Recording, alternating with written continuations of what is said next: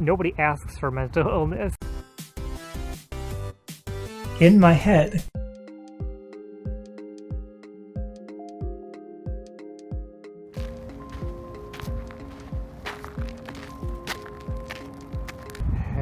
Hey, I am dressed properly tonight because I decided I am not taking my chances. I knew the temperature was much colder tonight, so I decided screw it, I'm putting like everything on, so I'm dressed much warmer. I wanted to cap off that discussion about anger because I had another thought about how when somebody is angry to us, it's very frustrating, as I mentioned, it's very difficult, and we don't like to be the recipient of that anger.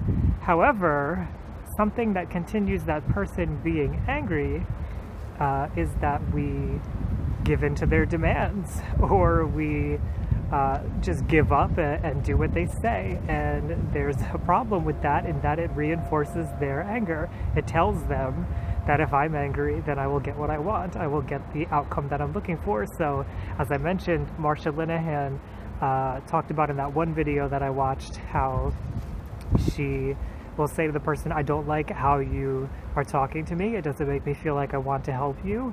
And then she'll cut them off, basically, and say, like, until you can speak to me the way that I want to be spoken to, then I will not help you. And that's a healthy boundary, that's an example of a normal, healthy boundary. However, when you don't enforce a healthy boundary, it encourages that person to keep using anger because they know it's going to get them what they want.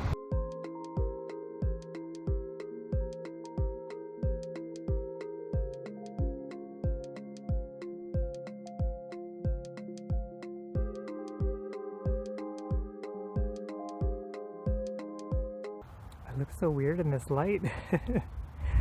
Okay, so I wanted to start a new little topic. So I was thinking today about how we stigmatize things and we harm people with the words that we use. In particular, I'm talking about invalidation. I had to think about it for a second there. I don't know why, because this has been on my mind all day.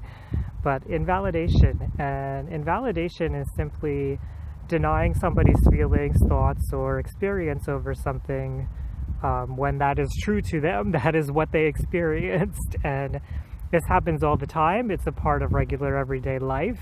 However, when it happens from somebody who's important to you and it happens over and over and over again, it can actually traumatize you. And that traumatizing, especially in childhood, could lead further into a personality disorder. Trauma can be a component in what creates personality disorder. So it's a big deal when you invalidate somebody. And typically what we have happen in our society as far as invalidation, I want to blow this up large first, and then I'm going to walk a little bit and make it a little smaller. But on a large scale in our society, we have, and I'm talking about United States American society here because that's where I'm from. But I'm sure this is a worldwide phenomena in many countries, not every country. However, for our society, we have this thing about how you just need to get up and go and get over it and move on and forget about that relationship, forget about your past, stop blaming it on your parents. Your circumstances you can change, but you can change how you can react to your circumstances and everything. And that can be true. And that can be something that can be very motivating for somebody who is just in a funk, who's feeling a little sad, who had a normal breakup, who maybe just had unsupportive parents that weren't necessarily abusive, maybe somebody who has a low-level mental illness. All of those things, those words can be helpful for. The problem is when we're talking with somebody, unless we have the context to know them intimately, we don't know what they're going through. We don't know what their life history is. We don't know what they're experiencing in their body. We don't know what their temperament is. We don't know what past psychological problems they may have had. So when we have this party line that we tout, this slogan that seems to be a part of our culture of move on, keep going, keep pushing forward, you're strong, you can do it, it gets better, we're ignoring the experience of millions of people who that is not true for, and we're invalidating them.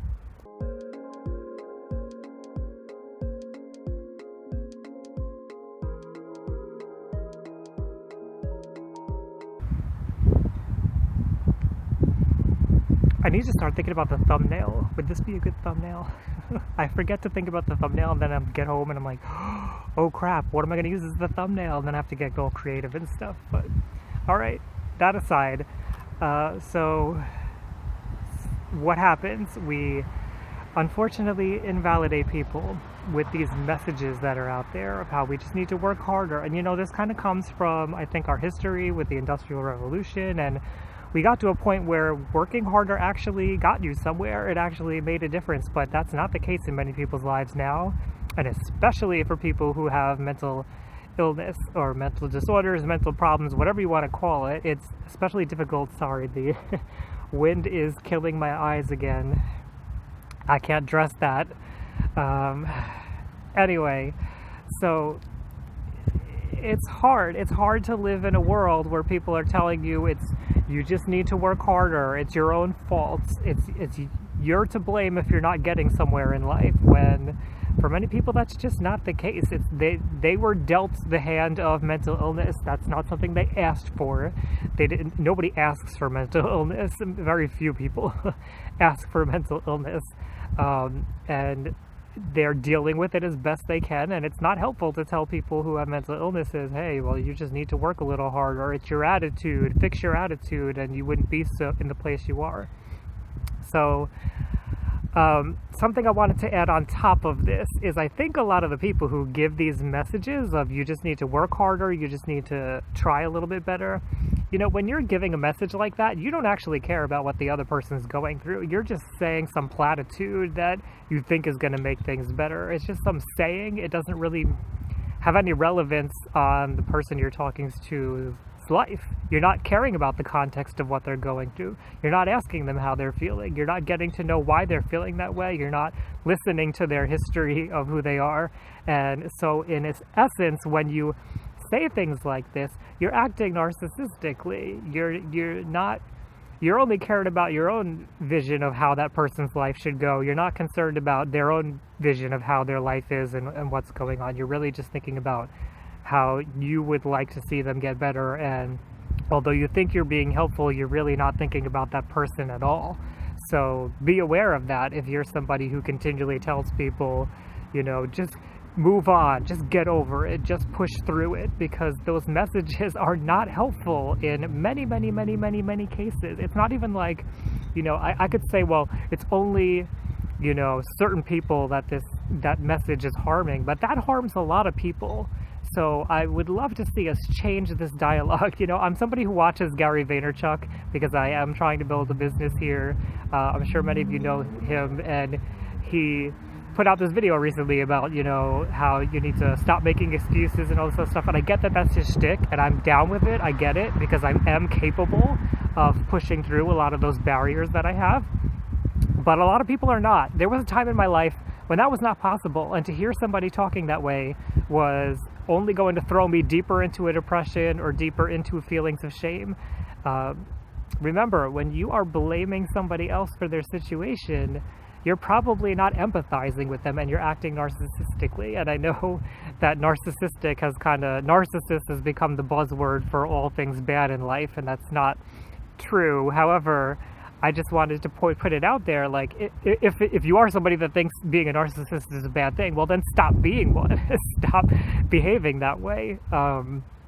However, I don't want to gloss over that life for people who have narcissistic personality disorder is also very difficult, and there are people who are aware they act that way, and it's very difficult for them to change that. So I want to add that little caveat in there, that if you're one of those people, I understand that it's hard for you to change, and I don't want you to feel shamed because I'm saying that this is a narcissistic thing. So this is one of those times that I have to kind of balance what I'm saying and be careful, because I care about all of you and I want everybody to feel better. However, just keep that in mind. Keep in mind that this is not usually helpful to tell somebody, move on, get up off the floor.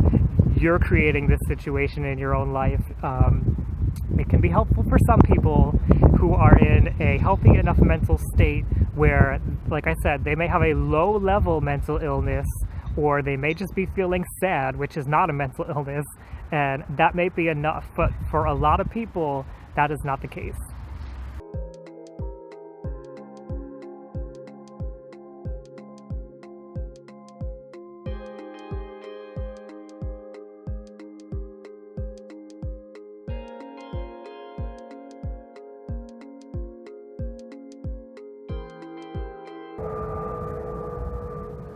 Okay, so I'm still having difficulty finding places to talk that I don't feel totally uncomfortable because I'm like near somebody's front yard or something. I'm uncomfortable as it is where I am currently. And actually, the place that I was just last talking to you, a cop pulled up, which of course made me uncomfortable. And it's a good thing I was wrapping up the video anyway, so I just left. But let's wrap up this thought about the words that we choose and how we have things that we push onto other people without actually caring and getting to know their situation. So we have to be very careful about the words that we choose to describe things. You know, our news media in particular is not off the hook on this one. You guys, if you're in the news, please choose your words carefully when you describe things. I understand that it may get you more clicks on the headlines of your articles to say that somebody was a crazed killer, or you know, to imply that someone had a mental illness and this is why they did the things that they did, but it's not helping people when you use that language. And we just, as an entire culture, all of us need to practice caring a little bit more. It's not that hard.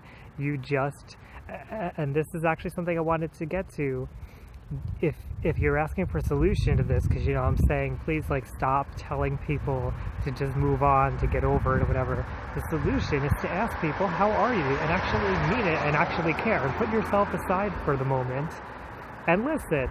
And if you want to know if you're listening properly, can you say back to that person what they just told you? Can you say, like I heard you say, that you're feeling upset about this? And can you practice saying, not just saying, but actually caring? Can you practice thinking about like, well, how would I feel about this? And saying, you know, I can understand why you would feel that way. I can understand why you would feel that way because your experience as a child was this.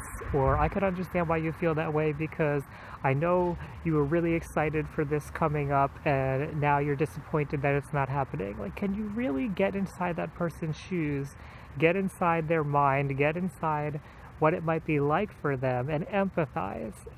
And that takes practice if you're not used to doing it. However, that's the solution to all of this. Telling people platitudes, useless, move on, get over it stuff is not really helping somebody who clearly has a problem deeper than just feeling sad for a little bit or feeling a little bit unmotivated. So I guess my question for you is, when have you felt invalidated? And could you talk about that a little bit? I know it's sometimes painful to get vulnerable and to talk about those things, but if you share your story, maybe somebody else will see how what they might be saying could be affecting somebody else and could be harming them. I know this has happened many times in my life.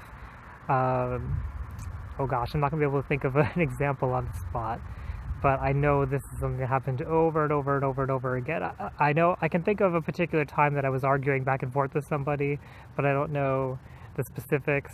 So trust me, it hurts. It hurts when you're on the receiving end of invalidation over and over and over again, when you're already in a place where it's painful. So if you care to, please share your own story below in the comments section. If you haven't already, please subscribe, and we'll continue on more adventures tomorrow.